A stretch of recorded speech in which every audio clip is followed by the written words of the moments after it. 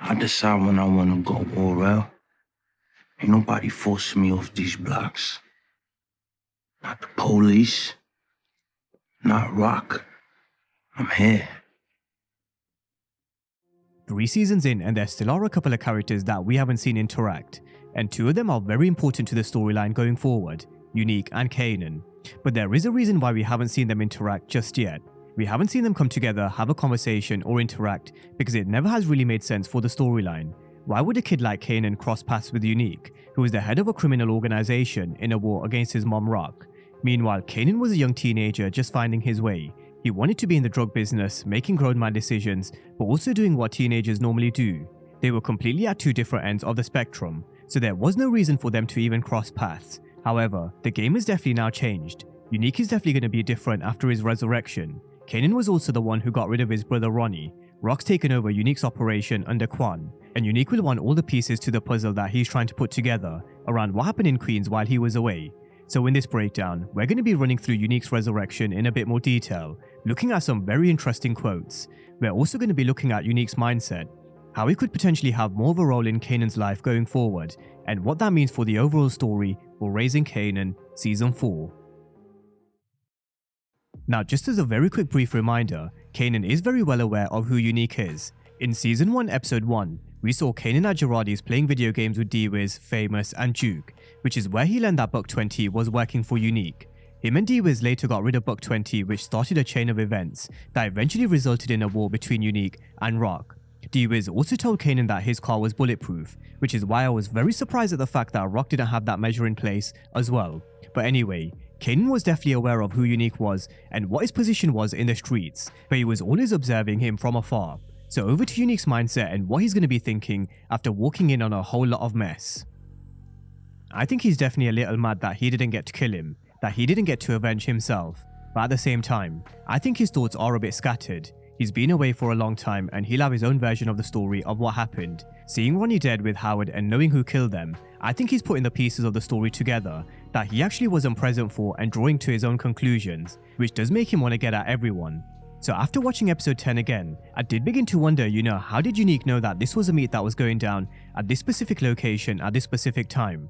Was he in on the plan with Kanan from the beginning, and did they conspire to take Ronnie out together? Or was Unique just watching them from afar, biding his time and waiting for the right moment to get revenge on his brother?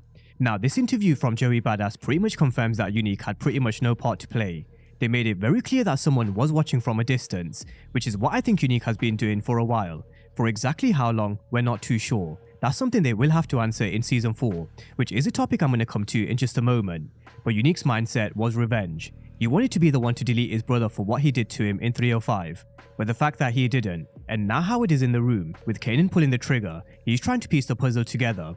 He's trying to think what's happened since he's been gone, who is working with who, why was Detective Howard here, and why did Kanan pull the trigger? So you can imagine him running through all sorts of thoughts at this moment in time. And the showrunner Sasha Penn also said you could imagine that he has some version of CTE, which is memory loss, confusion, impulsive behavior, aggression, and so on.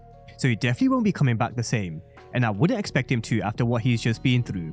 But also, like Joey Bada said, he's mad, and he might be looking for revenge on everyone, because he won't know who to believe or who to trust. Now moving on, it will be a big shock for everyone when they do find out Unique is alive, because as far as they know, Unique was gone. Let's not forget, episode 6 picked up 2 weeks after Unique disappeared. Rock thought he was gone. Howard even said they found bone fragments on a steel pipe, and he wasn't coming back. As well as Vanessa saying she went to the tailoring shop and found nothing but blood with the whole shop in a mess, which is where I think Ronnie made a huge mistake. We all had 50's narration at the end where he said if there's one lesson you can take, if you plan on getting rid of someone, make sure you do it right. In other words, make sure you execute Law 15 from the 48 Laws of Power, crush your enemy totally. But this supposed kill from Ronnie wasn't a typical Ronnie-like kill, for example like Dean. When he got rid of Dean, he tidied up after himself. Everything was done in an organized manner. When he grabbed Paul from his apartment, he tidied up. He had a habit of always cleaning up after himself and leaving things in an organized fashion. But the fact that the tailoring shop was left in a huge mess, this went against Ronnie's character because he would always tidy up after himself. So this actually tells us he may not have planned to get rid of his brother. He was certainly stirring up water to catch a fish by revealing Unique's secrets, but in the heat of the moment, when Unique put him on the floor, he couldn't take the fact that he was no longer the big dog. So I do think in a huge rage, Ronnie made a crucial mistake. which again does go back to the point about him leaving a huge mess behind. It went against his character, and so he failed to finish the job on Unique. However, one of the main reasons why Raising Kanan is my personal favourite spin-off from the Power universe is because of its realism. Of course, the showrunner made it clear that they wanted to bring him back, and they found a way to reconstruct the ending with Unique in the storyline along with Season 4. But now they're gonna have to make it make sense in Season 4. They're gonna have to give us the answers to how he survived, who helped nurse him back to full health. For example, was it Stefano? How long was he watching his brother for? And what moves was he planning? All of these questions are said to be answered in Season 4. But in regards to everybody else finding out that Unique is alive, it's going to completely catch everyone by surprise, no doubt. Unless there are one or two players that do know. For example, maybe Stefano or maybe someone else, because I'm sure you would have had to have had help from someone. So it is going to be very interesting to see how they explain this. Whether it's in a conversation or flashbacks, it definitely will be explained.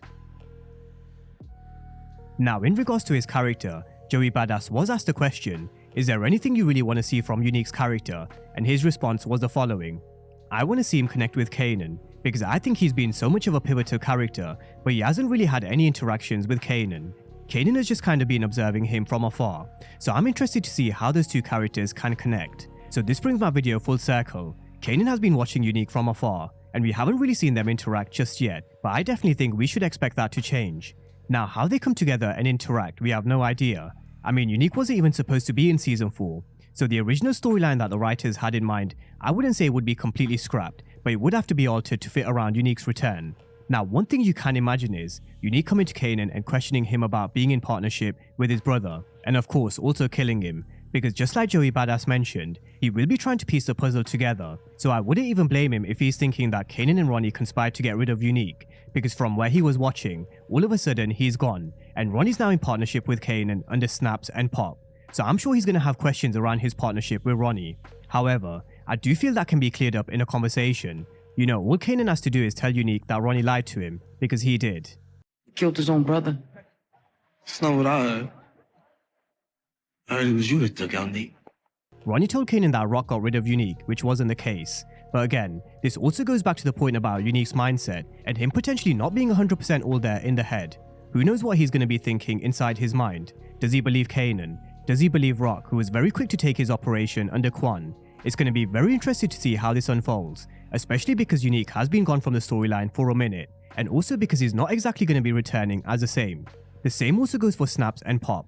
You know, what do they make of Ronnie being no more and Unique being alive? Could Unique step in and take Ronnie's position with Kanan under him? It's going to be very intriguing to see if Unique now starts to mentor Kanan.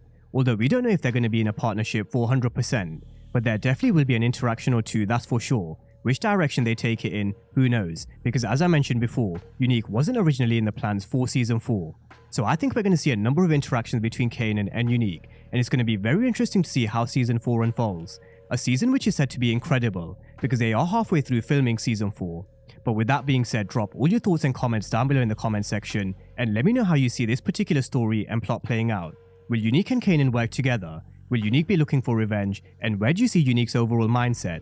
Drop all your thoughts and comments down below in the comment section, and as always, thank you guys for watching, and I'll see you next time.